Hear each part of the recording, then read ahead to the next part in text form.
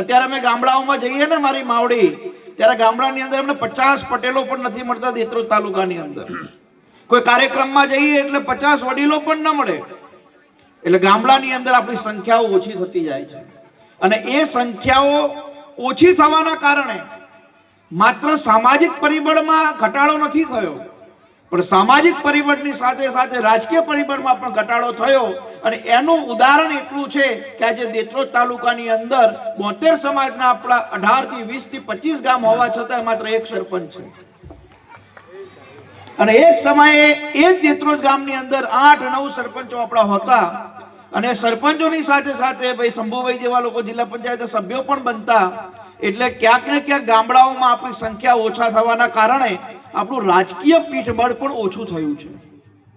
અને આજના કાર્યક્રમમાં તમને બધાને એટલી વિનંતી કરું છું કે તમે અમદાવાદમાં રહો, કડીમાં રહો, કડીમાં 2, 5, 10 ફ્લેટ લો, તમે ખૂબ સુખી થાવ, પણ ગામડાની અંદર તમારું રાજકીય પીઠબળ મજબૂત રાખવા માટે તમારો મત ગામડે રહે એવું પણ ગંભીર ચિંતન આજના કાર્યક્રમની અંદર લખમણદા આપ સૌ કરો.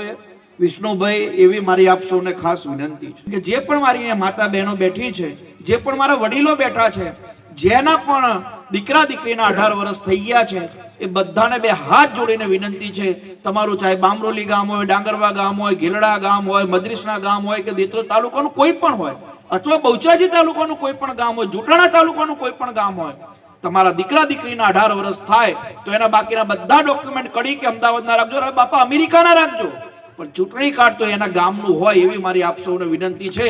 ખરો ટાઈમ આવશે ત્યારે તમને ખ્યાલ આવશે કે કયા કારણથી હાર્દિકભાઈ એ સમયે કહેતા હતા. અને આપ સૌને આ વાતનું જો ધ્યાન આવશે, કોઈક વખત એવો કાર્યક્રમ સાથીઓ આપણે કરવો જોઈએ, જેથી કરીને મારી એક જ વિનંતી છે કે જ્યારે અમે લોકો કોરોના સમયે સુરત, હું એકવાર ગયેલો, ત્યારે અમારા સુરતના કાઠિયાવાડના મિત્રો એવું કીધું કે હાર્દિકભાઈ, અમારા જીવનની સૌથી મોટી કોઈ ભૂલ હોય તો ગામડે મકાન વેચીને છે. મેં કીધું કેમ?